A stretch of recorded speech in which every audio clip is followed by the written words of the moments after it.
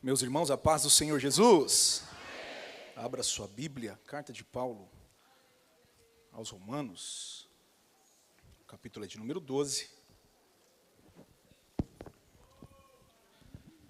E vamos ler o tema desta festa, que é o versículo de número 15. Enquanto você está aí abrindo o texto, eu confesso que eu estou tendo dificuldade de expressar o tamanho da minha alegria de estar aqui. Ao Senhor Deus toda a honra, glória, louvor e majestade nessa noite. Por essa tão nobre oportunidade. Pastor Clementino, muito obrigado por essa oportunidade. Eu me sinto muito honrado do fundo do meu coração. Pastor Marcos, que Deus abençoe. Pastor Paulo Roberto, Pastor Américo, que Deus abençoe a vida dos senhores. Missionário Neide, nossa irmã diaconisa Cristina pela oportunidade. Todas as irmãs que compõem a liderança aí das irmãs. Os pastores regionais, que Deus abençoe, e aos queridos companheiros de ministério que estão aqui também. Que Deus abençoe todos vocês. Muito obrigado, é uma honra muito grande. Quero louvar a Deus também, pela da minha esposa, minhas filhas que estão aí. Cadê minha esposa? Está ali. A sogra está aí? Onde está a sua mãe? Cadê ela? Acena aí, sogra, com a mão. Está lá, ô glória, Deus abençoe. Deus abençoe, fico muito feliz. E a todos os meus irmãos e irmãs aqui, que somos uma grande família neste campo, eu me sinto muito feliz. Quem achou, diga amém. Diz assim o texto: alegrai-vos com os que se alegram e chorai com os que choram. Pode se assentar, irmão.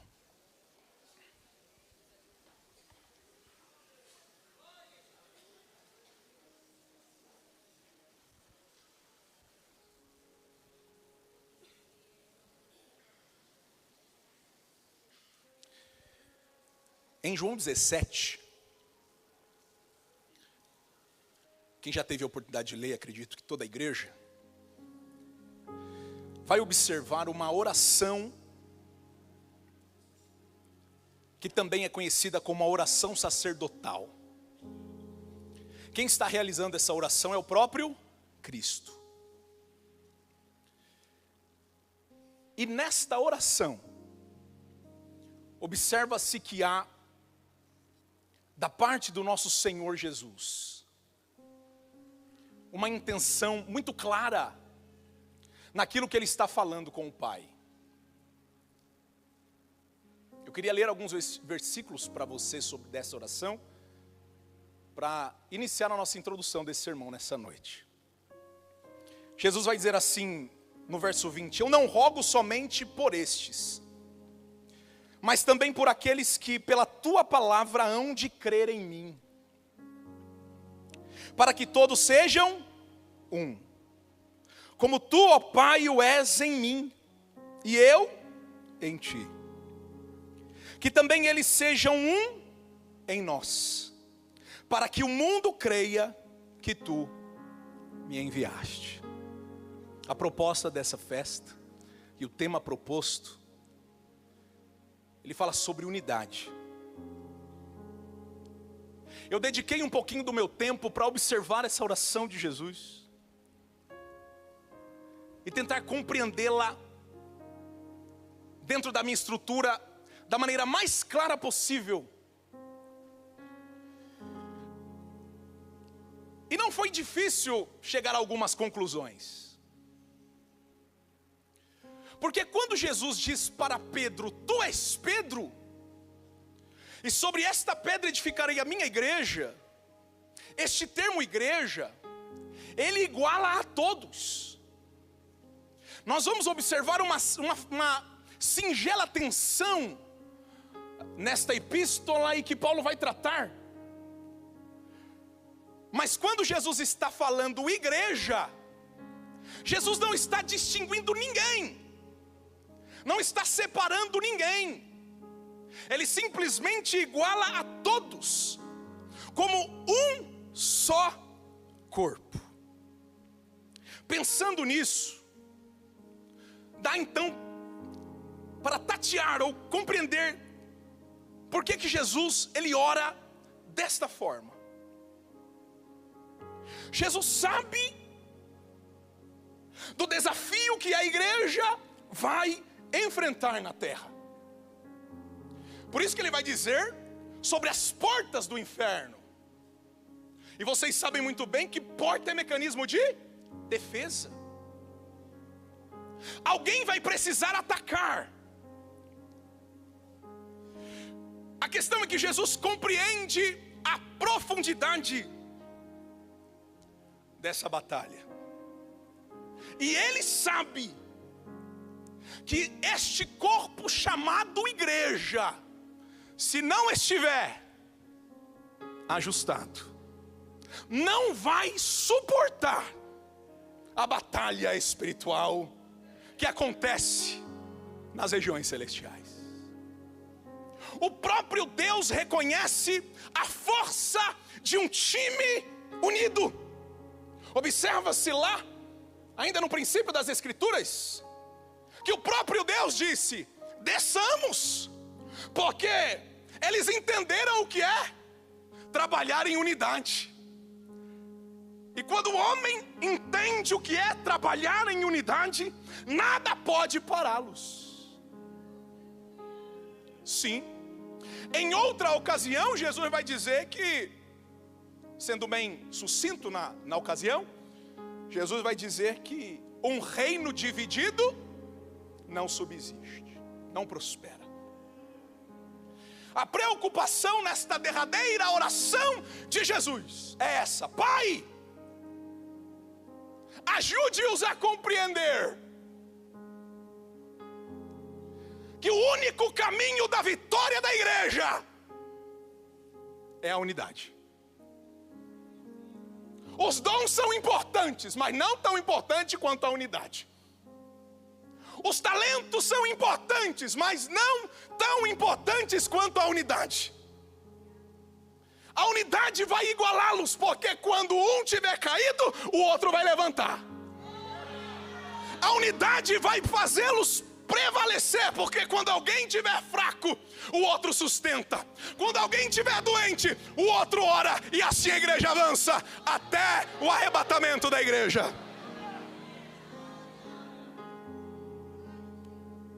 O objetivo do sermão é observar a importância da unidade para o fortalecimento da fé e o cumprimento do propósito do evangelho. Quero começar com vocês no versículo 1 do capítulo 12. Convido-os a manter a sua Bíblia aberta para entendermos a mensagem de Deus para nós nessa noite. Paulo começa com uma exclamação interessante. O verso de número 1 do capítulo 12 desta epístola, ele diz: rogo-vos. E este rogo-vos pode ser traduzido como: eu exorto a vocês, eu imploro a vocês, ou eu insisto a vocês. Por que é que Paulo tem esse senso de urgência na fala? Por que é que Paulo está chamando a atenção da igreja de maneira tão veemente? Eu exorto a vocês, e aí você observa aí na sua Bíblia: rogo-vos, pois. Em algumas traduções que aqui estão, você vai observar a palavra portanto.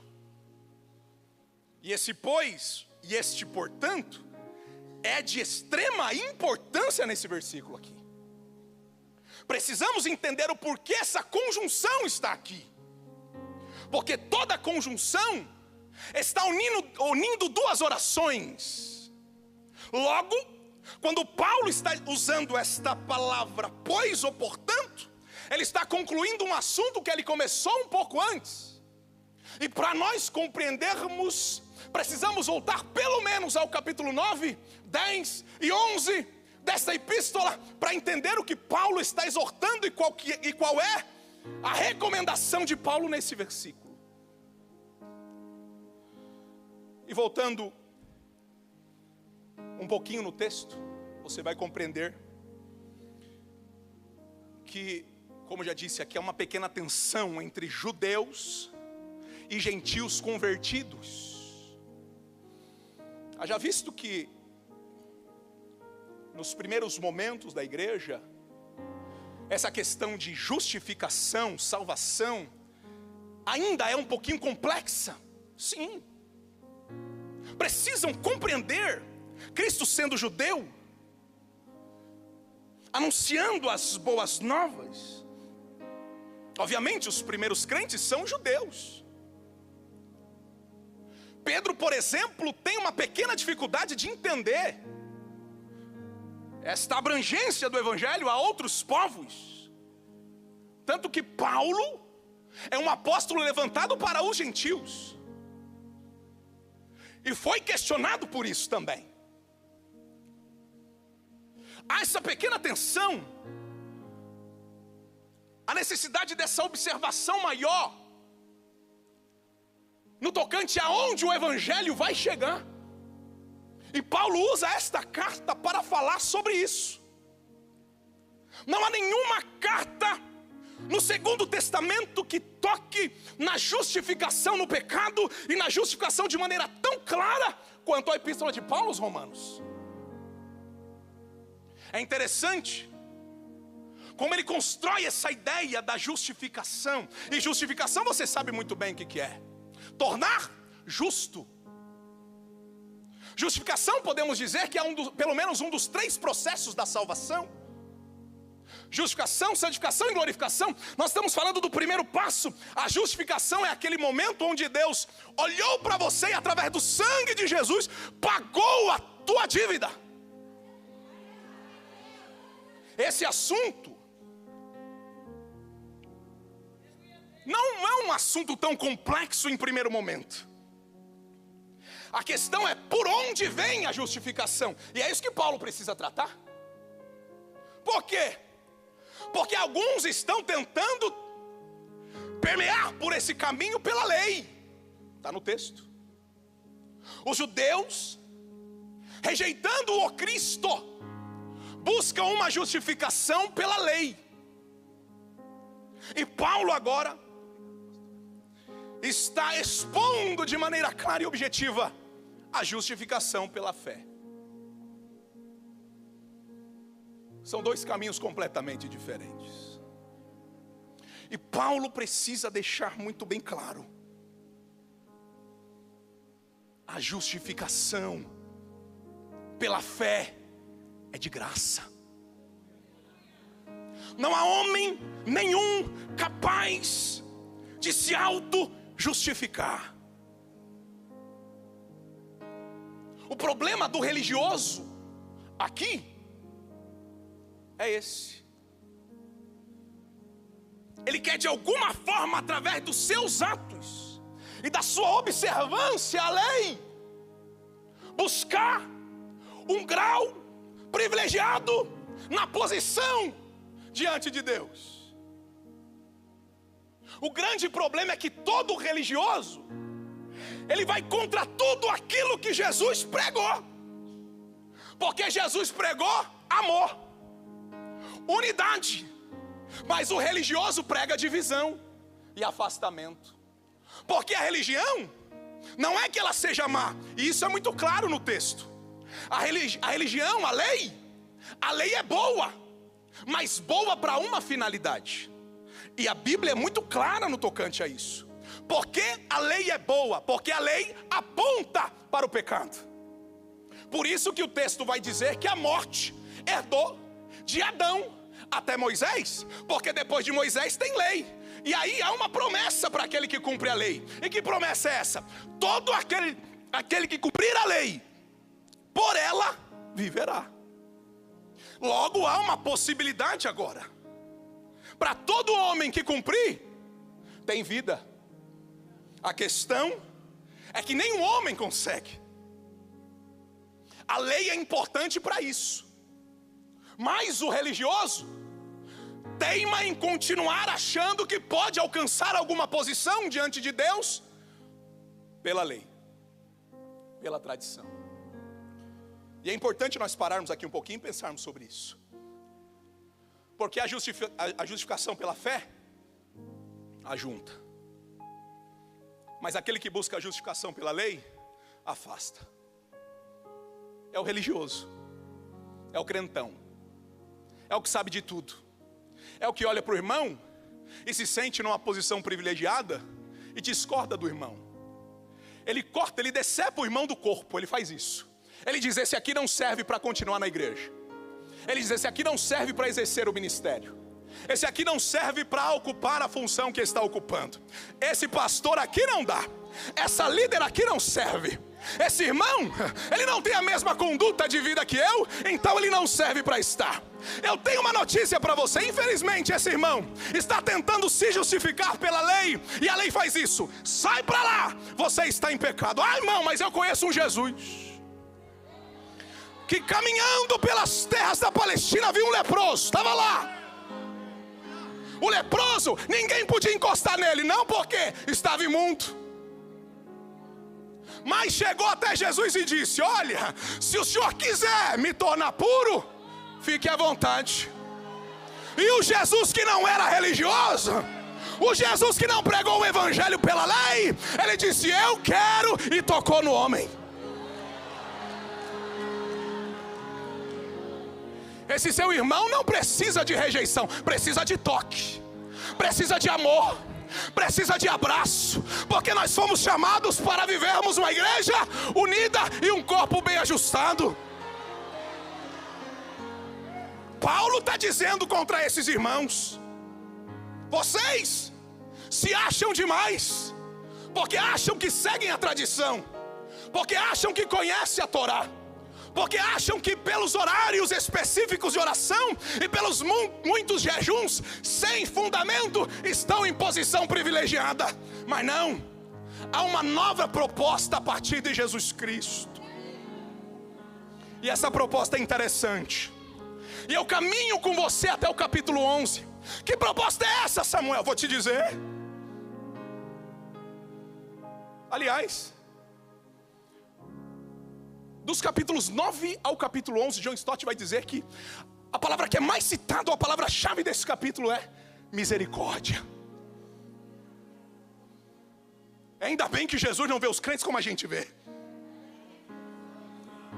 porque senão, pastores, ia ter só uma meia dúzia de santo aqui, o resto ia estar em casa porque não serve. Mas Jesus é bom, Jesus é maravilhoso, irmão. A Ele toda honra, toda glória, todo louvor nessa noite.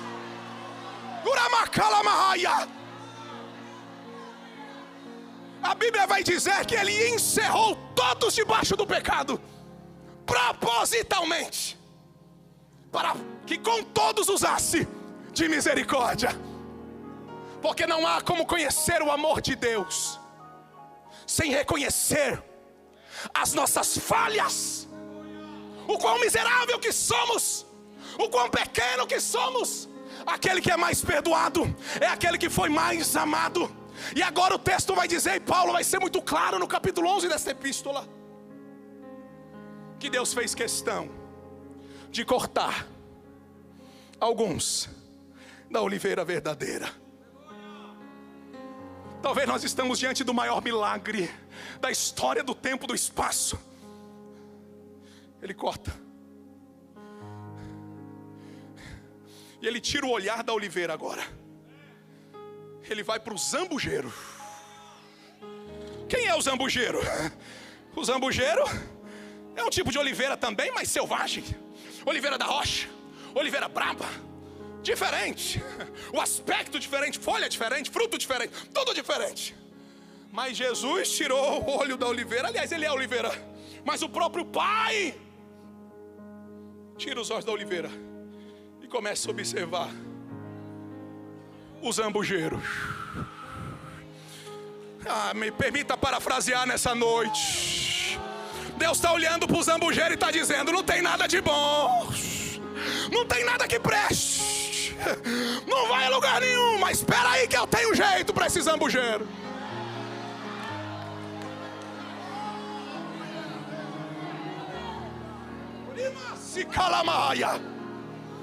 Quem era você, hein, crente? Quem era você, hein, irmão? E Deus falou assim: eu vou fazer um negócio bom aqui. Deixa eu cortar esse zambujeiro também, porque o Deus é Deus da oliveira e Deus do zambujeiro. Ele corta.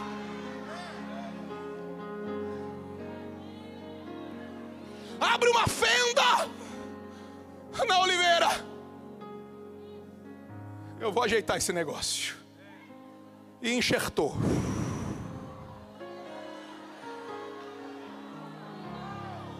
Quem era você, hein, crente? Ruim, marrento, mentiroso, ignorante. Mas chegou a oliveira. Começou a mexer com você. Começou desafiando você, mexendo com as tuas estruturas. Eu quero que você nessa noite pare um tempo para pensar: aonde é que nós estaríamos agora se não fosse a misericórdia do Senhor? Tu não tinha paz, irmão, agora tu tem. Tu não era amado, agora tu é. Tu não tinha pai, agora tu tem. Tu não tinha família, agora tu tem. Tu estava condenado, agora está justificado. Tu estava sujo, agora está limpo. Tu era vazio, agora está cheio. Tem alguém cheio aqui? Tem alguém cheio aqui? Tem alguém cheio aqui?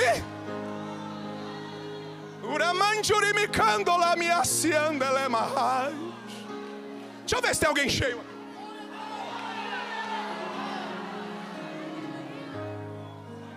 Cheio do Espírito Santo, cheio de fruto bom. Ah, meu Deus do céu, era ignorante, agora ama. O casamento estava destruído, mas Jesus chegou e deu jeito. Sabe por quê? Porque Ele olhou para você com um olhar de misericórdia. Eu não sei, mas será que Ele merece uns 30 segundos de adoração aqui, irmão?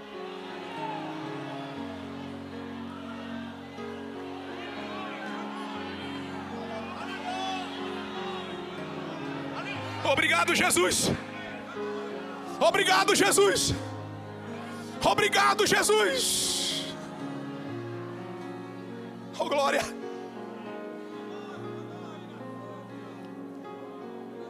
Oh, glória. Agora vem Paulo dizendo, a partir deste grande milagre, é por isso que ele começa o capítulo 12 dessa forma: rogo-vos, irmãos, eu os exorto que, pelas misericórdias de Deus, por aquilo que Ele fez por vocês, porque todo aquele que encontra Jesus precisa mudar, irmão. Paulo, que está indo a Damasco, quando vê Jesus, tem que mudar de rota. Eu não acredito num crente que é o mesmo antes e depois de Jesus. Tem alguma coisa errada com esse crente, senhores. É um negócio de não mudar de vida. O que é isso? Não. Parece Naamã. Porque Naamã, quando o profeta diz para ele, vai para o Jordão, vai se humilhar, e Naamã diz assim: não, lá na minha terra tem rio bom, deixa eu continuar do meu jeito. Não, senhor, tem que ir para o Jordão. Mas esse negócio é muito difícil. Mas é difícil mesmo, porque crente que não põe cruz nas costas e vai para o Gólgota não é digno. Negócio de voltar para a Síria, mergulhar no mesmo rio, zona de conforto. Não, senhores. Paulo está dizendo: ei, Roma, a partir da misericórdia de Deus por vocês, eu tenho uma recomendação de vida prática para vocês agora. Pela compaixão de Deus, apresentem os vossos corpos em sacrifício vivo, santo e agradável. Aqui, esse apresentar, esse verbo, ele indica um ato contínuo. Não é uma questão de cheguei, tudo certo, tá bom, estou indo. Não, senhores. Tem crente que é assim, que ele se apresenta no culto, pastor William, depois ele vai embora, achando que Deus só está dentro da igreja. Aliás, quando você vai embora, eu não vejo razão nenhuma de Deus ficar aqui, porque Ele só está aqui porque você está. Se é que você me entende. Esta apresentação, esse ato, indica ato contínuo. é uma integridade, ou integralidade, ou universalidade do corpo a serviço de Deus. Já que a tua dívida foi paga, já que você não deve mais nada, já que ele tinha muita gente boa, mas olhou para você, te lavou, santificou, purificou, agora entenda uma coisa: tudo que está aí tem que ser para ele. Paulo está dizendo de colocar o corpo à disposição de Deus.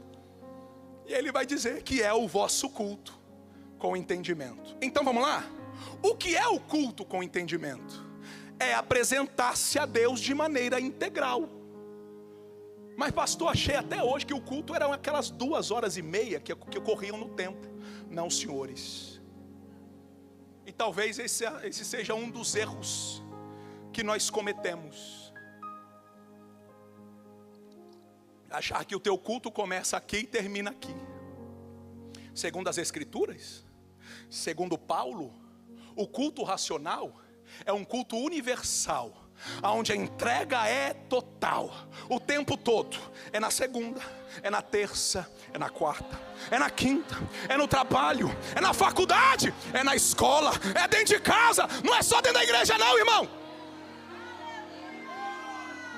Eu sinto dizer, mas preciso pregar. Pastor Márcio, tem crente que só cultua aqui. Ele sai da igreja, ele esquece que ele estava no culto. Não é isso que Deus quer de você, não. Tu levanta, e eu sei que é desafiador, mas Deus é Deus de relacionamento. Tu levanta, tu já levanta no culto, irmão. Deus já está lá, querendo receber o teu bom dia.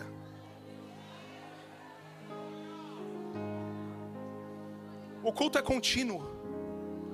O culto é o dia inteiro. O culto é toda hora. Quando acabar esta reunião, não acabou o culto. O culto vai continuar. Entenda que quando você for embora, continua no culto. E quando eu chegar em casa, pastor, está no culto. E daí daqui um pouco mais tarde, não se esqueça que é culto. E amanhã pela manhã, está no culto, irmão, é culto. É culto, irmão, é dando glória a Deus, aleluia. É adoração a Jesus, é entregando o corpo a serviço do reino. É culto. Agora tem uma coisa: cultuar é uma palavra com algumas vertentes, mas de maneira muito simples, é você entregar adoração a uma divindade, é cultivar um comportamento. Só presta a Deus um culto integral quem compreende que era zambujeiro e agora faz parte da oliveira. Eu sinto no meu coração em dizer que quem não cultua direito não conhece Jesus direito. Ela se candioremi calamahai. Mas Jesus é profundo. Jesus é relacionamento. Jesus é todo dia, toda hora, todo momento. É Jesus. Jesus, Jesus, Jesus, Jesus. Não tem um nome mais lindo que o nome de Jesus. Não tem alguém mais maravilhoso que Jesus. É Jesus. Agora, se o meu culto está pela metade, eu preciso entender que eu estou precisando conhecer mais esse Jesus. Estou precisando descer mais na oração. Estou precisando ler mais a palavra. Estou precisando ter mais tempo de devocional, mais tempo com Ele, íntimo. Porque se conhece alguém com base no tempo de intimidade. E se tiver defasado o teu tempo por conta da tua agenda, eu quero te convidar nessa noite. Tem mais Jesus para você. Tem mais Jesus para a igreja. E serei achado de vós, diz o Senhor. Olha, nenhum de nós tínhamos condição de encontrá-lo, porque Deus está em lugares inacessíveis. Mas Ele mesmo disse: não, eu desço lá. Eu me permitirei ser encontrado por eles. Oh, glória! Isso é culto.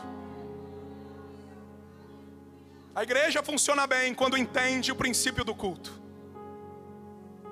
A igreja que entende culto, ela não está dizendo, vou à igreja cultuar. Não. Ela diz assim, eu vou à igreja dar continuidade ao meu culto. Crente que entende o que é culto, pastores, ele nunca, absolutamente nunca, vai sair da igreja dizendo, hoje o culto não foi bom. Isso é coisa de crente menino. Isso é coisa de crente maturo. Porque culto quem presta sou eu. E eu não posso depender, com todo respeito aos meus irmãos, eu não posso depender de ninguém para dar o meu culto. Vai ter gente aqui nessa noite que vai entrar e vai sair do mesmo jeito e é capaz de ainda falar, o culto não foi bom.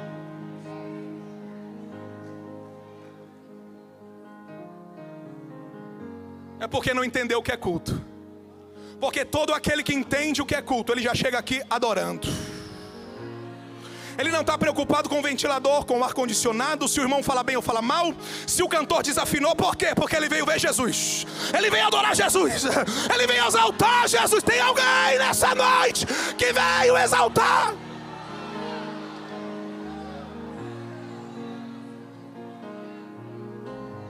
Em nome do Cristo ressurreto, nunca mais na tua vida diga, o culto não foi bom. Nunca mais. Porque você estará diante de um Deus vivo e verdadeiro, que não poupou o seu filho por você. Mas eu tenho uma dica para você. Você tem liberdade de sair da igreja dizendo, não prestei um bom culto, preciso melhorar, não adorei como deveria, observei aquilo que não poderia ser observado. Pai, me converte porque prestei atenção naquilo que não era para prestar. Pai, me ajuda porque falei aquilo que não era para falar.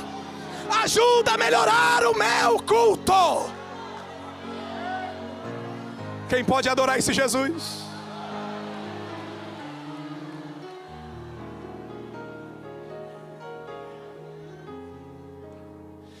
A partir do versículo de número 9 ao versículo de número 21 desta epístola, nós temos aqui um bloco de versículos que chamamos também de uma perícope. É um bloco que trata do mesmo assunto. E olha só que interessante, você que está com a sua Bíblia aberta, o versículo 9, Paulo começa tratando de algo muito importante para a igreja. Talvez, aliás, vou dizer com certeza, o que Paulo vai tratar a partir do verso de número 9 caracteriza uma igreja verdadeira. Sim, porque uma igreja verdadeira cumpre e vive aquilo que está sendo dito aqui. E como é que Paulo começa a abordar essa igreja agora a partir do versículo 9? O amor seja não fingido. Aborrecei o mal e apegai-vos ao bem. Amai-vos cordialmente uns aos outros com amor fraternal, preferindo-vos uns em honra uns aos outros. Não sejais vagarosos no cuidado. Sede fervorosos no espírito, servindo ao Senhor. Alegrai-vos na esperança, sede paciente na tribulação e perseverai na oração. Comunicai com os santos nas suas necessidades, segui a hospitalidade. Abençoai os que vos perseguem, abençoai e não amaldiçoeis. E aí o verso 15, finalmente nós chegamos. Alegrai-vos com os que se alegram e chorai com os que choram.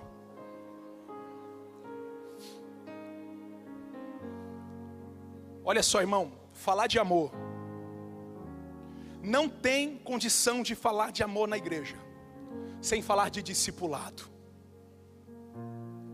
E eu vou te dizer o porquê.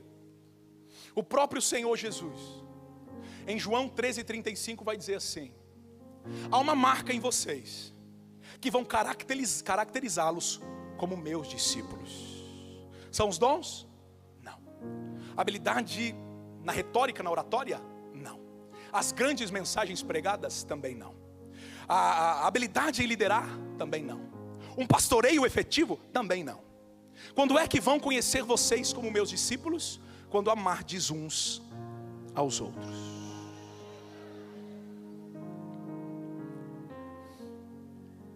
Falar de discipulado é falar de amor. Falar de amor é falar de discipulado. Ser discípulo, você sabe muito bem que todo discípulo tem um mestre. A importância do amor na Bíblia é tão grande que Paulo, quando escreve aos irmãos em Gálatas, no versículo 22 do capítulo 5, ele vai falar: mas o fruto do Espírito é. O fruto do Espírito é, e não são. O fruto é. E em primeiro lugar, e eu entendo que é proposital em grau de importância, o primeiro item desse fruto é o amor. Jesus, ele convida os seus discípulos, as pessoas, a seguirem o seu ensino. Ele vai dizer: vinde após mim, e eu vos tornarei. Jesus está dizendo: eu vou construir uma identidade em vocês. Paulo vai escrever aos irmãos Colossenses, se não me engano, capítulo 2, que assim como recebestes a Cristo, andai nele. Ser discípulo de Jesus é se apegar, é receber, é se apropriar dos ensinos de Jesus. E o que é que Jesus ensinou? É simples. Vocês estão vendo todos esses mandamentos? E eu vou falar para vocês do que se resume toda a lei. Ame a Deus sobre todas as coisas, e o teu próximo como a ti mesmo. Sabe o que Paulo está dizendo? Ei, Roma, está transformado mesmo? Entendeu o que é cruz de Cristo?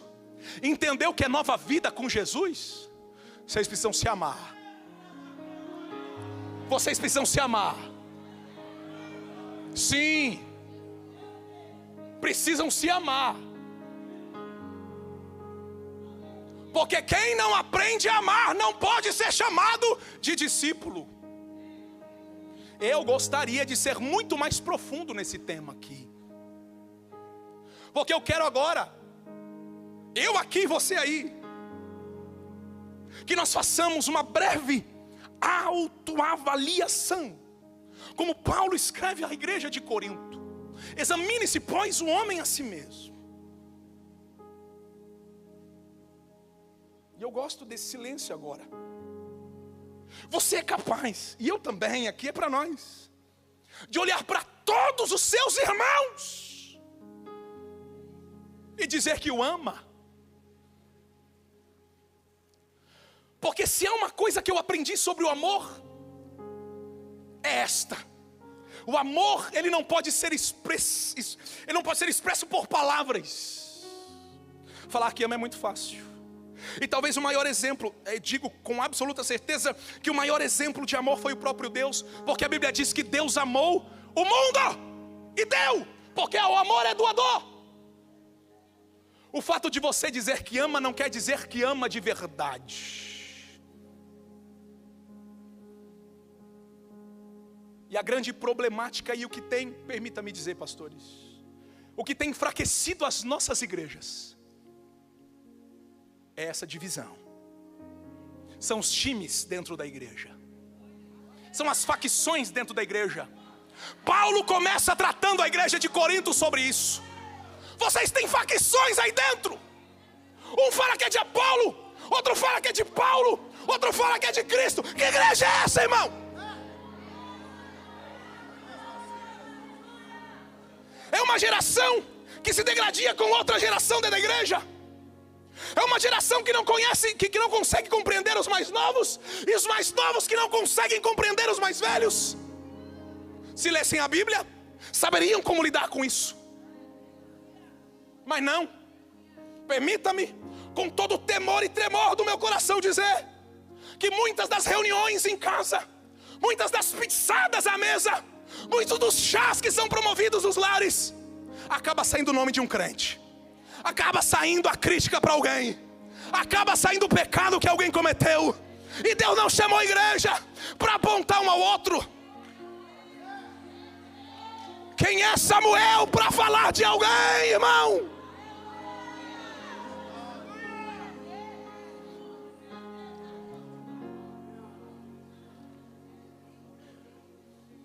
A Bíblia os chama de hipócritas.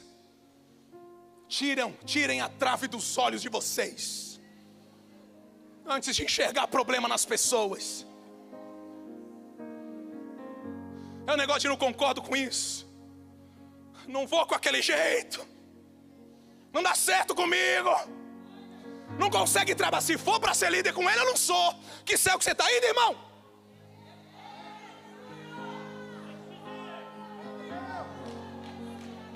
Discípulo de Jesus ama de verdade.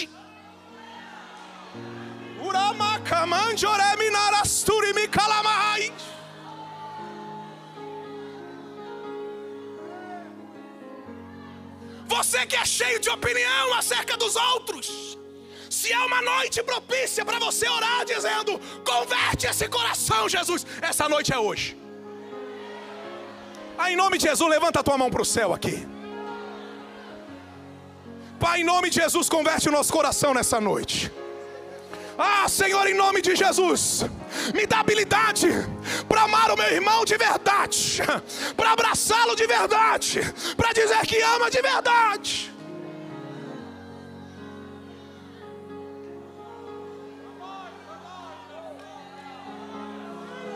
É cheio de dom, mas não ama. É cheio de costume, mas não ama. É cheio de verdade, mas não ama. Vou dizer uma coisa para você. Esse crente aí que quando você diz: eu não suporto quando esse irmão chega, eu quero saber como é que você vai resolver isso no céu, irmão. Porque ele vai estar com você. Eu não vou nem dizer todo dia, porque dia aponta tempo. Ele vai estar com você na eternidade. Resolve agora que é melhor.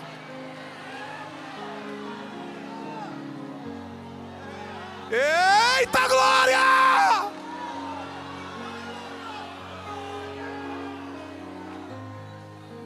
Oramacalamai. Diz o Senhor para alguém: é noite do perdão. É hoje. É noite de soltar alguém desse coração. Solta ele. Pastor, eu fui lesado. Deixa ele com Jesus. Solta ele, solta ele.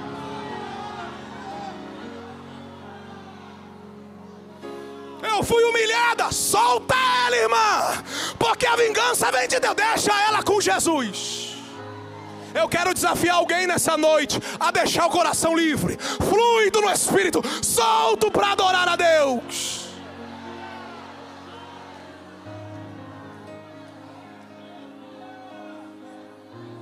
Eu brinco lá, pastor, no Vila Augusta, que quando eu estou falando de unidade, eu falo assim: irmão, você está arrumando um grande problema para você, porque justamente essa pessoa que você não suporta, eu tenho uma notícia: você vai dormir com ela todo dia, porque basta deitar no travesseiro que começa a vir: mas eu não suporto, mas eu não aguento, mas tu viu como falou hoje, foi de propósito, não me deu a paz do Senhor, passou reto, e fica. A melhor coisa, deixa essa pessoa para lá e adora Jesus com alegria.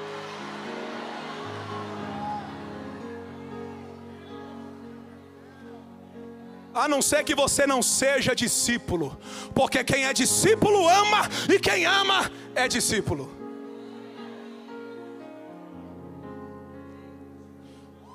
Para mim, o maior desafio deste texto está no verso 15, que com muita habilidade foi promovido pelas irmãs.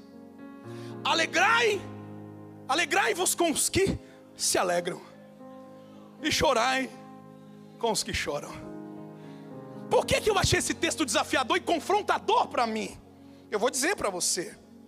Porque nesse caso específico, eu preciso sair do centro. Para eu cumprir essa mensagem aqui, eu preciso deixar de ser o protagonista, porque isso é costume nosso. Tudo é sobre nós, tudo é para nós. A porta tem que ser para nós, o milagre tem que ser para minha casa, a unção é minha, o dom é meu, tudo é para nós. Mas aqui Paulo está dizendo: sai do meio, sai do centro, porque agora você vai ter que prestar atenção em alguém. Você sai desse pedestal e coloque o teu irmão lá. Não é fácil cumprir essa palavra aqui. É difícil. Porque chorar com o que chora independe se estou alegre ou não. E tem muita gente alegre que está bem e que olha para o irmão e não quer abrir mão da sua alegria para chorar com o outro. E aqui eu não consigo usar outra palavra senão a palavra empatia. Porque empatia não é simplesmente se colocar no lugar do outro, mas empatia é se colocar no lugar do outro como se fosse o outro. Você está bem, cheio da grana, abençoado, família na igreja. E aí você vê teu irmão do lado que está quebrado de dinheiro, desempregado, doente. Você precisa se transpor desse ambiente de conforto e ir para lá. Você tem que ir para lá. É a única maneira de você se sensibilizar com a condição do seu irmão. Só que tem gente ocupado demais com a sua riqueza para prestar atenção em alguém que está sofrendo.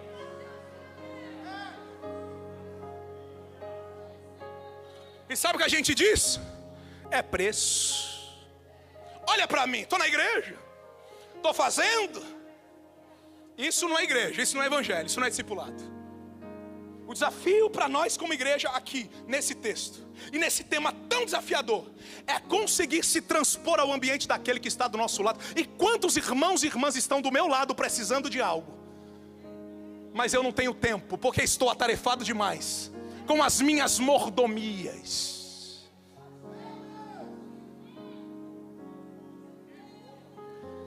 Não é fácil. Crisóstomo vai dizer que a pior parte desse texto é alegrar com quem se alegra. Porque a tendência nossa é, quando vê alguém alegre, é criticar. Principalmente quando não estamos bem. Eu estou vendo, eu estou lá quebrado, permita-me a expressão da palavra, e Deus está prosperando o irmão. Tem alguma coisa errada com esse crente. Está fazendo alguma coisa, o que é? Aí vira o 007, quer investigar se não está mexendo com coisa errada. Peraí, não, ninguém prospera assim de uma hora para outra, tem alguma coisa errada. Aí vai stalkear no Instagram, perdendo tempo. Vai olhar no Facebook. O maior desafio, mas é para você também. Está feliz? Aprenda a chorar com quem está chorando. Está bem? Aprenda a sentir a necessidade do irmão. E da mesma forma, está alegre? Aliás, está triste? Aprenda a se alegrar com a vitória do teu irmão. Viu? A saúde espiritual depende dessa maturidade. Ah, irmão, como é importante para nós dobrarmos o joelho e falar assim: obrigado por aquela porta que tu abriu para ele. Abre uma maior, enche ele de saúde, de graça, de paz, de dinheiro. Enche ele da tua presença.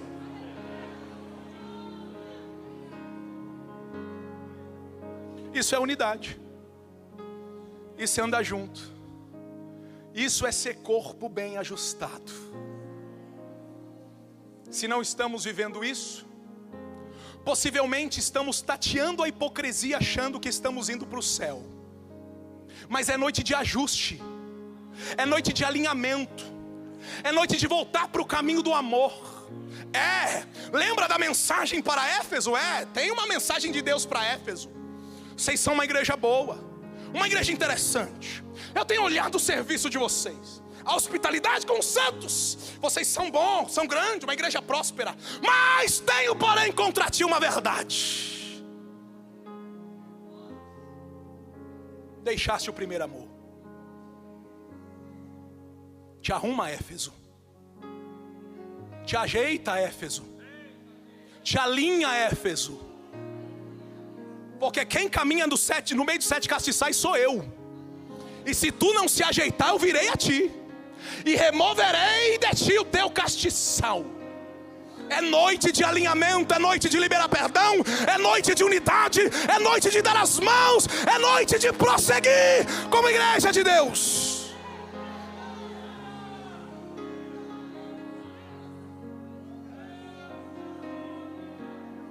Somos um. Eu vou partindo para a minha conclusão. Quem não compreende a unidade, pastores, quem não compreende a unidade, terá problema com pelo menos 3 grandes eventos da igreja, e não pode participar deles.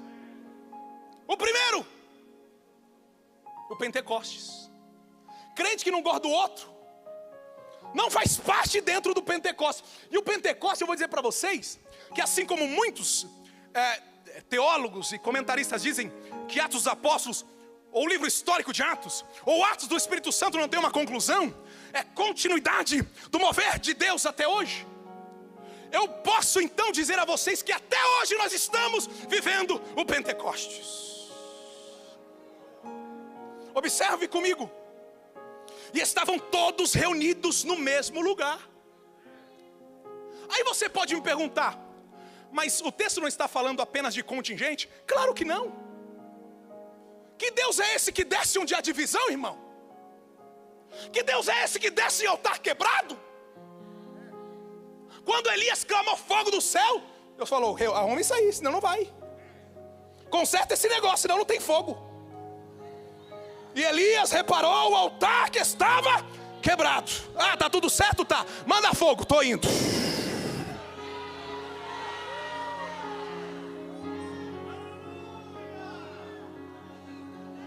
Mas tem fogo lá, pastor? Claro que tem. Foram vistas línguas como de fogo na cabeça dos crentes. Sabe por que o fogo desceu? Porque eles estavam unidos.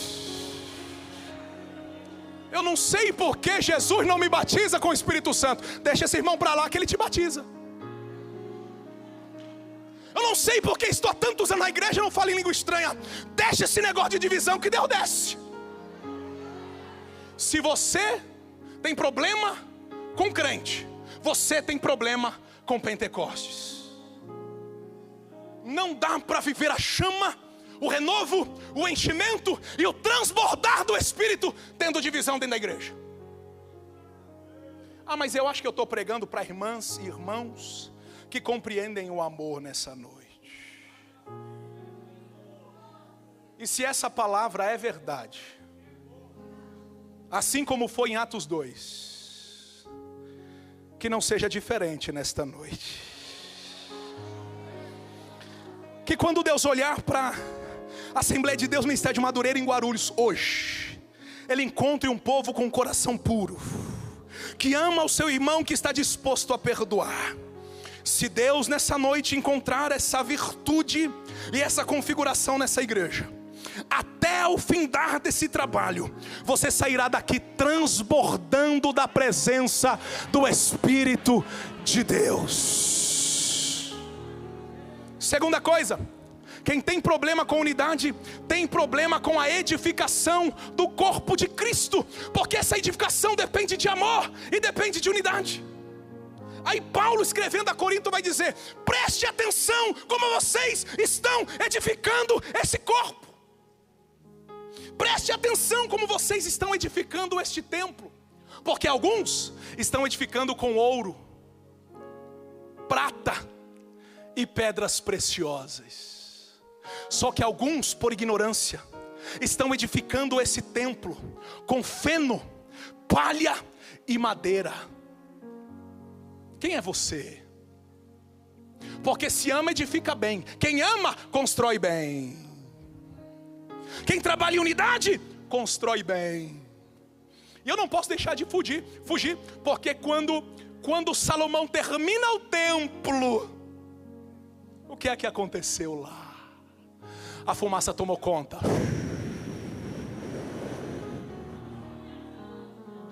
Porque onde há unidade, há presença.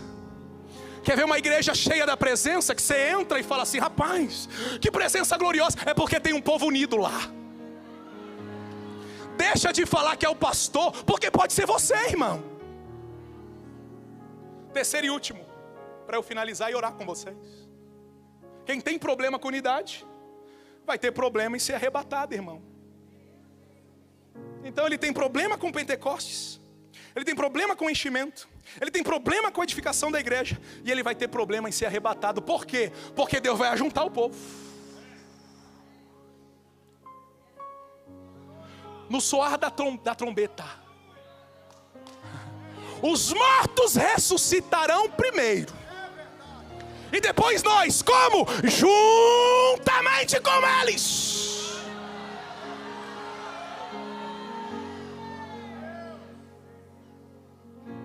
seremos arrebatados. Efésios 4, 5 diz assim, 15 e 16, antes, seguindo a verdade em amor, cresçamos em tudo naquele que é cabeça, Cristo. Dele todo o corpo, ajustado e unido pelo auxílio de todas as juntas, cresce e edifica-se a si mesmo em amor, na medida em que cada parte realiza a sua função. Feche teus olhos em nome de Jesus. Glória ao nome de Jesus. A tua presença flui bem onde há unidade. E esse é um momento muito propício, Pai, para eu liberar esse meu irmão que está preso aqui há tanto tempo, para eu deixar esse espírito crítico ao meu líder, ao meu pastor. Sim, Pai, nós entregamos tudo isso no teu altar hoje. Cuida disso, Jesus, e nos converte de verdade. Nós queremos ir para o céu.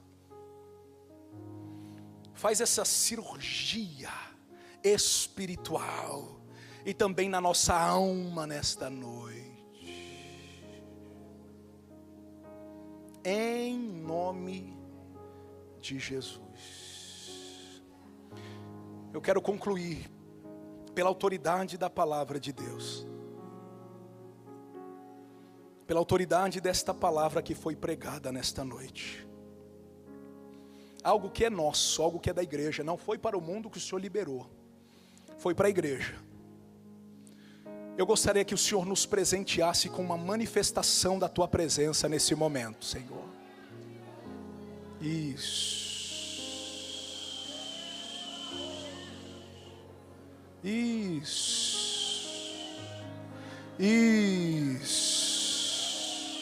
Cadê o barulho do pentecostal?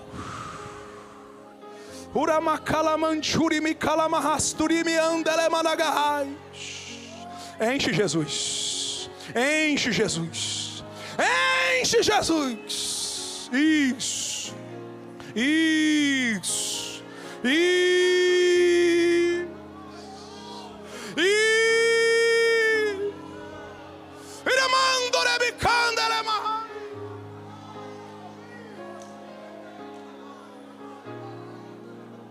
Quem tem glória dá glória.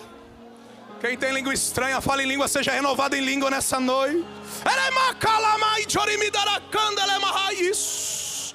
Oh glória, oh glória, glória, glória, glória ao Rei dos Reis e ao Senhor dos Senhores nessa noite. Oh glória, eita glória.